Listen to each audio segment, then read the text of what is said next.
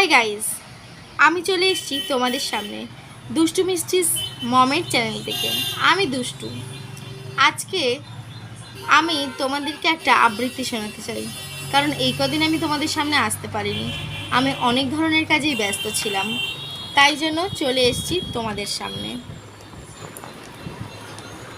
আজকে আমি তোমাদেরকে একটা কবিতা আবৃত্তি পাঠ করব। আবৃত্তির নাম আমি সেই মেয়ে। কবি শুভ দাশগুপ্ত। আমি সেই মেয়ে, বাসে, ট্রেনে, ট্রামে, রাস্তায় আপনি যাকে রোজ দেখেন, যার শাড়ি, কপালের টিপ, কানের দুল আর পায়ের গোড়ালি আপনি রোজ দেখেন। আরও অনেক কিছু দেখতে পাওয়ার স্বপ্ন দেখেন, যাকে স্বপ্নে ইচ্ছে মতো দেখেন। আমি সেই মেয়ে, বিহারের প্রত্যন্ত গ্রামের দিনের আলোয় যার ছায়া মারানো আপনার ধর্মে নিষিদ্ধ, আর রাতের গভীরে যাকে বস্তি থেকে তুলে আনতে পাইক বরদ্দাজ পাঠান আপনি, আর সুসজ্জিত বিছানায় যার জন্য অপেক্ষায় অধীর হন আপনার রাজকীয় লাম্পট্য।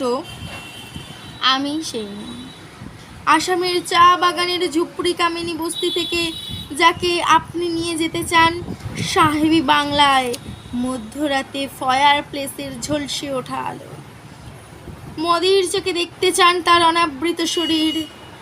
আমি সেই মেয়ে, রাজস্থানের শুকনো উঠান থেকে পিপাসার জল আনতে যাকে পাঠিয়ে দেন 10 মাইল দূরে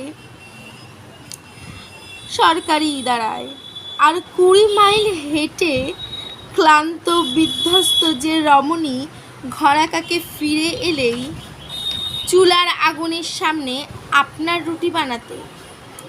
আমি সেই মেয়ে, আমি সেই মেয়ে যাকে নিয়ে আপনি মগ্ন হতে চান গঙ্গার ধারে, কিংবা ভিক্টোরিয়ার সবুজে, কিংবা সিনেমা হলের নীল অন্ধকারে, যার চোখে আপনি এঁকে দিতে চান ঝুটা স্বপ্নের কাজল, আর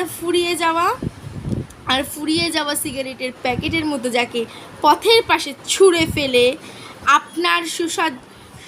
আপনার ফুল সাজানো গাড়ির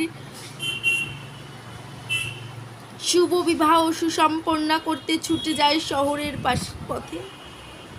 কোনি দেখা গোধূলিতে একা দাঁড়িয়ে থাক।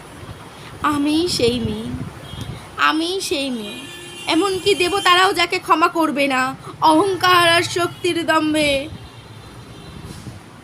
যার গর্ভে রেখে যান কুমারীর অপমান, আর চোখের জলে কুন্তি হয়ে নদীর জলে ভাসিয়ে দিতে হয় কর্ণকে, আর্তর্যকে।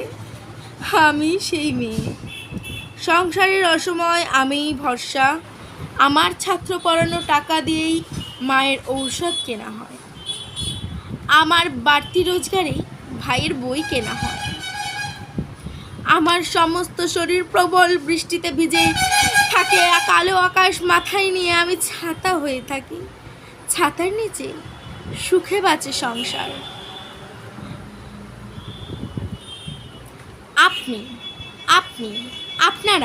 আপনারা আমার জন্য অনেক করেছেন। সাহিত্য, কাব্য, শাস্ত্রে, লোকাচারে আমাকে মা বলে পুজো করেছেন, প্রকৃতি বলে আধিক্ষেতা করেছেন, আবার শহরগঞ্জের কানাগলিতে ঠোঁটে রং মাখিয়ে টুপি হাতে দাঁড় করিয়ে দিয়েছে। হ্যাঁ, আমি সেই মেয়ে। একদিন হয়তো অন্য কোনো একদিন আমার সমস্ত মিথ্যা পোশাক ছুঁড়ে ফেলে দিয়ে আমি হয়ে উঠব সামান্য নারী। খোলা চুলে মেঘের মতো থাকবে আমার খোলা পিঠ, দু চোখে জ্বলবে ভীষণ আগুন, কপাল ঠিকরে বেরোবে তেজ রশ্মি, হাতে ঝলসে উঠবে সেই খড়গ, দুপায়ে বেজে উঠবে রণকুণ্ডী নৃশংস, আত্মহাসিতে ভরে উঠবে আকাশ। দেবতারাও আতঙ্কে স্তব্ধ হয়ে বলবেন মহামেঘ প্রভাং ঘোরাং মুক্ত কেশিং চতুর্ভুজাং কালিঙ্কা দক্ষিণা মুন্ডমালা বিভূষিতাং। বিভৎস দাবানলে জ্বলবে, আমি এগোতে থাকবো, আর আমার এগিয়ে যাবার পথের দুপাশে মুক্তহীন অসংখ্য দেহ ছটফট করতে থাকবে। সভ্যতার দেহ, প্রগতির দেহ, উন্নতির দেহ, সমাজের দেহ, হয়তো আমিই সেই মেয়ে, হয়তোবা আমিই সেই মেয়ে।